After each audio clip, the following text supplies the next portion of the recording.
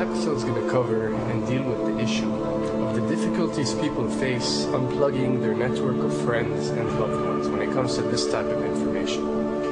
I get emails all the time from viewers and subscribers complaining that they find a high level of difficulty in communicating this type of information and this type of what people call conspiracy to their network of friends. They tell me how people reject this information, people fight it, people laugh at you, people call you crazy, call you names.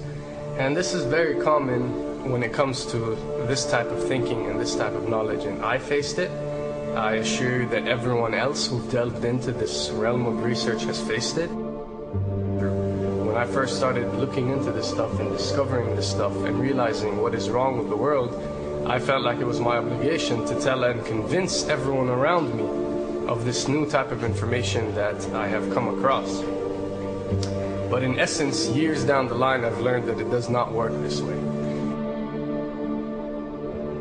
A lesson comes to mind, and this is an ancient Chinese lesson where when teachers wanted to teach knowledge, they used to tell their students that when someone is thirsty, you give them half a cup of water.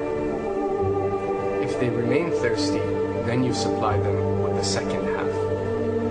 This means that first, when someone needs to acquire knowledge, he first has to be thirsty for it. And only after his thirst has been communicated to you, you supply them with half a cup of water.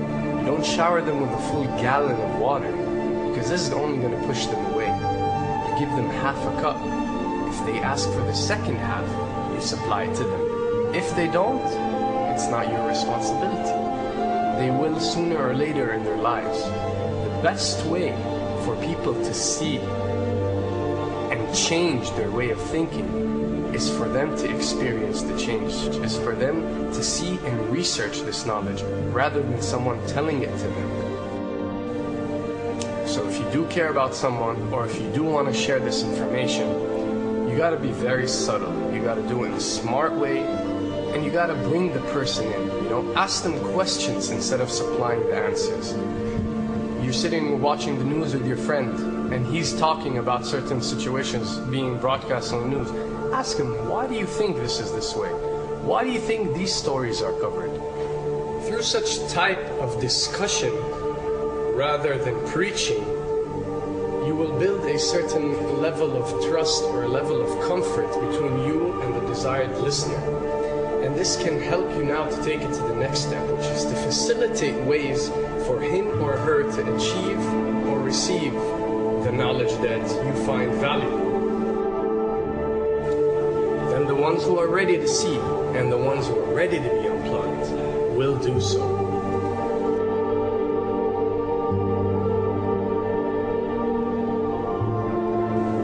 Why does this happen? Why would people reject such knowledge? Why would people fight such knowledge? Why would people attack you? Well, it happens most definitely for one of the following reasons.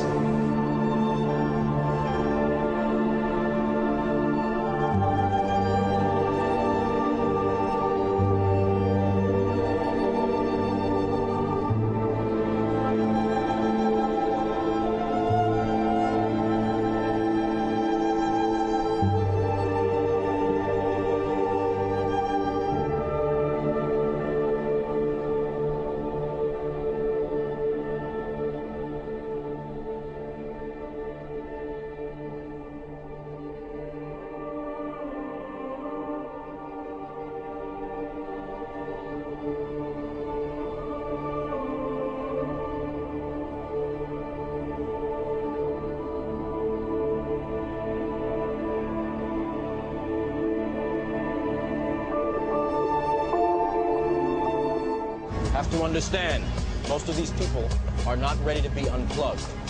And many of them are so inert, so hopelessly dependent on the system, that they will fight to protect it.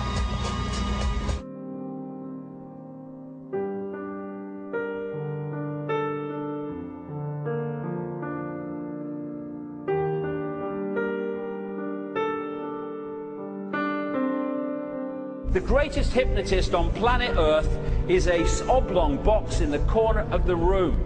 It is constantly telling us what to believe is real.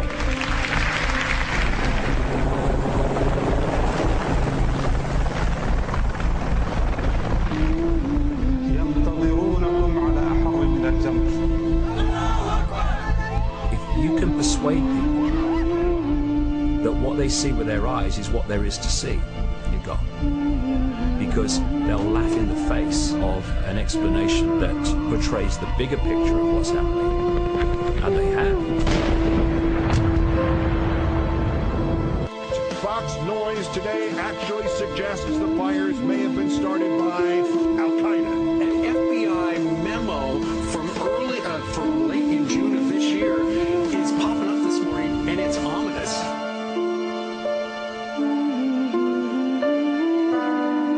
Those who oppose this vital tool in the war on terror need to answer a simple question. Which of the attacks I have just described would they prefer we had not stopped?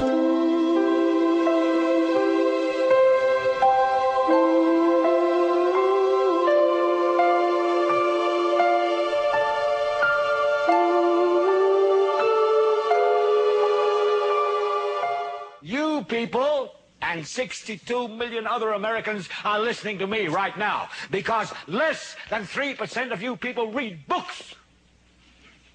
Because less than 15% of you read newspapers. Because the only truth you know is what you get over this tube. Right now, there is an entire generation that never knew anything that didn't come out of this tube. This tube is the gospel, the ultimate revelation. This tube can make or break presidents, popes, prime ministers. This tube is the most awesome goddamn force in the whole godless world. And woe is us if it ever falls into the hands of the wrong people. And when the 12th largest company in the world controls the most awesome goddamn propaganda force in the whole godless world, who knows what shit will be peddled for truth on this network. So you listen to me. Listen to me. Television is not the truth. Television is a goddamn amusement park. Television is a circus, a carnival, a traveling troupe of acrobats, storytellers, dancers, singers, jugglers, sideshow freaks, lion tamers, and football players. We're in the boredom-killing business. So if you want the truth, go to God. Go to your gurus. Go to yourself. Because that's the only place you're ever going to find any real truth. Man, you're never going to get any truth from us. We'll tell you anything you want to hear. We lie like hell. We'll tell you that Kojak always gets the killer and that nobody ever gets cancer in Archie Bunker's house. And no matter how much trouble the hero is in, don't worry, just look at your watch. At the end of the hour, he's going to win. We'll tell you any shit you want to hear. We deal in illusions, man. None of it is true. But you people sit there day after day, night after night, all ages, colors, creeds. We're all you know. You're beginning to believe the illusions we're spinning here. You're beginning to think that the tube is reality and that your own lives are unreal. You do whatever the tube tells you. You dress like the tube. You eat like the tube. You raise your children like the tube. You even think like the tube. This is mass madness, you maniacs. In God's name, you people are the real thing. We are the illusion. So turn off your television sets. Turn them off now. Turn them off right now. Turn them off and leave them off. Turn them off right in the middle of the sentence I'm speaking to you now. Turn them off.